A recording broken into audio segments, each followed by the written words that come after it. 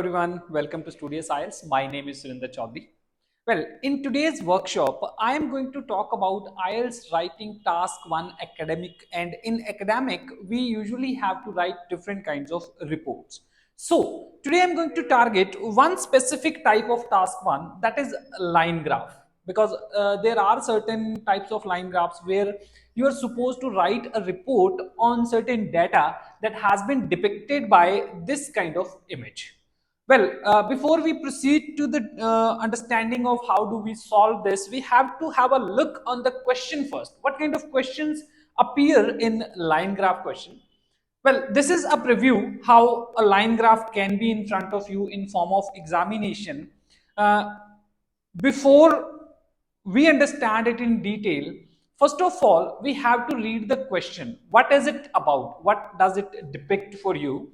Well, it says the graph shows data about the annual earnings of three bakeries in Calgary 2000 to 2010. So there is a span of 10 years in which we are supposed to talk about the earning growth or the pattern of earning of three different bakeries based in Calgary town.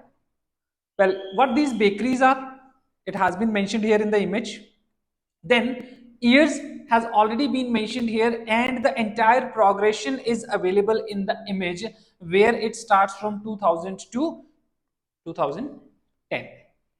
Now, another part of the question that we have to understand before moving to the analysis of the data and answering the question, we have to read the part which I have highlighted in green color, because this is the most significant thing that you have to take in mind when you are answering your question. So it says, summarize the information by selecting and reporting the main features and make comparisons where relevant. So again, I'm going to warn you about this, that sometimes a number of students make very common mistakes like elaborating the entire data. They start saying that in 2000 the data was here, in 2001 it moved to this, in 2003 it moved to that. No, that is not relevant. That is not your skill, or that is not required of you. What do they require? They want you to make a proper analysis of the entire data, pick out the main points and summarize them. And most importantly, they expect you to make a good comparison in the data. That if you are showing a growth, that growth should be compared within the years as well as within the segments, the units that have been mentioned in here. If we talk about those units, those are the bakeries or the bake shops. We have to make a comparison of that particular data. Moreover, it is also necessary to understand all the parts of the question, and among all, there is one more significant part, that is the income. If we have to talk about that income is going to be discussed in the entire answer of your task 1. Well, please make sure you read entire data that has been mentioned in the image. Here you see that this income has been mentioned in thousands, and further you also have to mention the actual currency that they are talking about, and obviously that is dollar. You can clearly identify it from the sound. All right, so moving ahead, the first part of our answer should be the introduction. As I usually do, I divide my answer in 4 parts. If I am attempting IELTS academic task 1, first will be our introduction. Introduction is usually an explanation of the question itself in the paraphrased form. Then I go with an overview. Overview is obviously highlighting the main features of the entire image, entire data.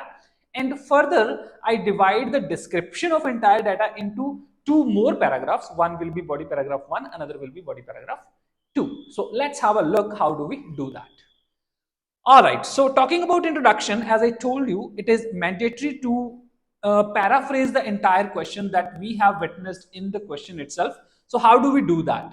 It says the image is a graphical illustration of the data regarding the earnings of three bakeries located in Calgary over a span of 10 years from 2000 to 2010. So this is the paraphrasing method, because the same information has been given to you in the question, but here we have said the same thing in some different words, in some different structure of the sentence. I have used a number of synonyms. I have used a number of phrases that are different. Here just said the graph shows, but I converted into a different method by saying that the image is a graphical illustration, right? So this is another way of saying the graph shows, and I really want you to use such methodology so that you can also show your range of words, that you can definitely say things in different way, whether you are using synonyms, you are using different uh, types of sentences or different phrases that comes to your mind.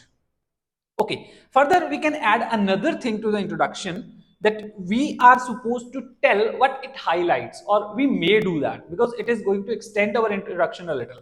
As in this, I have said it highlights an irregular pattern of growth. We can clearly see that the growth of the annual income is not in a regular pattern, either it is increasing or it is decreasing. Every time there is an irregular pattern which is not consistent with the passage of time, and that we will be describing in our body paragraph 1 and body paragraph 2.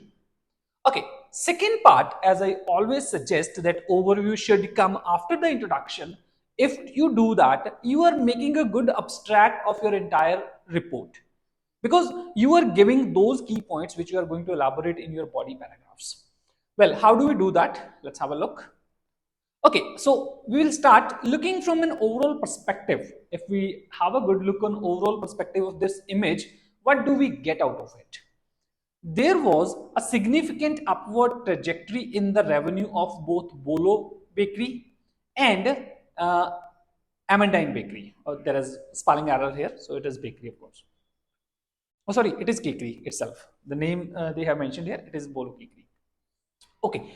Whereas a decline in earnings for Mari Bake Shop over the specified period can be witnessed in the line graph. Two things which are very much relevant, which are very much, you can say, highlighted in this image, that there are two bakeries out of three which actually witnessed a growing pattern, but there is one bakery which never saw, or obviously it saw a minor, you can say, trend of highlight somewhere in between the given period, but eventually it came down throughout the decade. Yeah, it never showed a significant upward trend, rather it actually plummeted. Well, this is an overview of entire image, entire growth that we see for 10 years in the earnings of these three bakeries. All right, now comes the time when we are supposed to describe the entire data, right? How do we do that? First of all, in body paragraph 1, we are going to talk about one specific bakery, which is that beginning with the specifics of Bolo Bakery, its revenue commenced at $20,000 in 2000, experiencing fluctuations over the subsequent 3 years before stabilizing just below 40,000 until 2006. Well, what difference I have made? A common answer that majority of students are doing and they are not getting the score is that they will start explaining the data. They will tell us that in 2000, the growth of Bolo Kekri was actually, or you can say annual income of Bolo Kekri was 2000, then in 2001, 20,000. In 2001, it became 21,000 or 25,000 if we take a good look here. But obviously, this is not our task. This is something we don't have to do. We just have to show the pattern. We just have to show the trends. How did it go? So we have taken an accumulative period which actually showed a specific kind of trend. So first of all, it said that its revenue commenced at 20,000. Further, it experienced fluctuations over the period of time. Fluctuation was, at the beginning it was at 20,000, then it might have went to 25,000, right?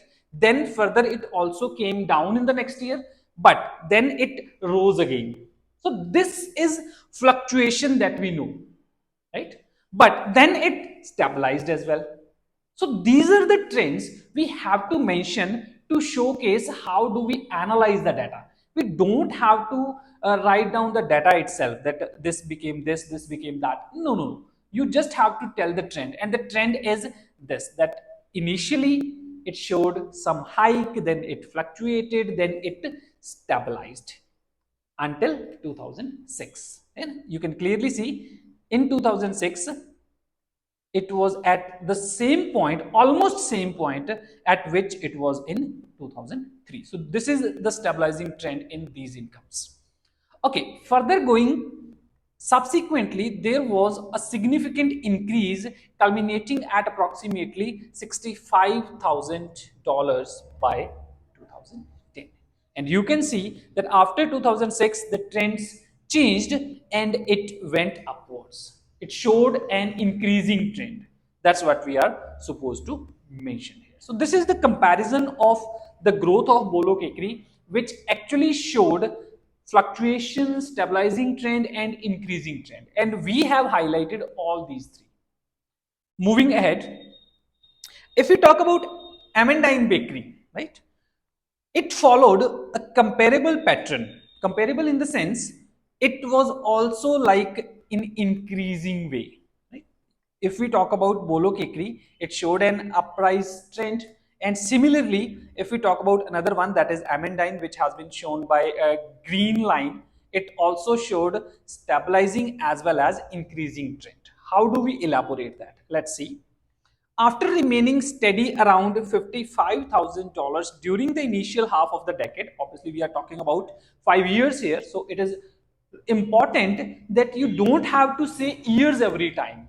You must know all those units through which we can mention the time. And here, if we are talking about collective 5 years, definitely we will talk about half decade. If we talk about 10 years, we are going to mention it in decade form. So it shows your range of vocabulary. Your lexical resource is nicely used here. Okay, and we can see here that in initial 5 years, it was on a stable line. The growth was very stable. It did not go high or low. Further, they say its income surged sharply, nearing $100,000 in 2008. Then you can clearly see that after this point, that was in 2005, it went upward till 2008. And it was really a sharp increase. So you have to mention that in this period, it reached the mark of $100,000. Further, this was followed by a gradual rise. It kept on rising, but the rise became gradual. It was not very sharp that it showed in previous 3 years. So here we will say it was followed by a gradual rise to approximately $105,000 by 2010. So in this way, we have actually bifurcated the data of two bakeries which showed an upward trend in the line graph, and we elaborated and compared in body paragraph 1. Moving ahead, in body paragraph 2, we are directly going to talk about the remaining bakery which showed a different kind of trend, and now we will have to talk it in a different, or you can say in contrasting method. What is that? In contrast, Mari Bake Shop's income followed a contrary trajectory. Initially, we saw that previous two actually witnessed the inclining trend, but now we are talking about the third one, which actually showed a declining trajectory of the earning. How did it go? Earnings hovered around $90,000 until 2004. If we talk about the initial span of time, its earnings were around 90,000. It fluctuated, it didn't stay on one point, but it remained around 90,000. Even some point of time, it also came down to 80,000 as well. Right?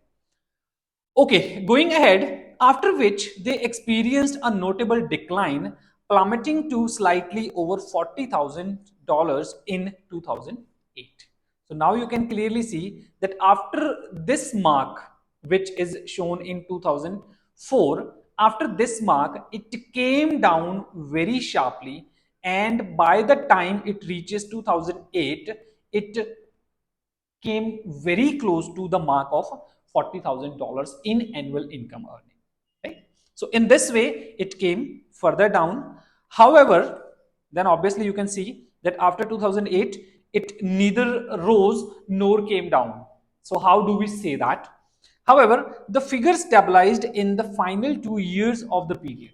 So here we are going to address the issue that this figure actually stabilized at one point of time or at one certain amount of income which didn't increase, or it also remained on the same line, it didn't come down as well.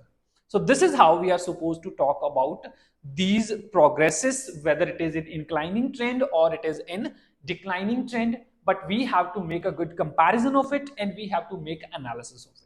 I warn you again about the same thing, that if you are continuing with the description of data, you are not going to get more than 6.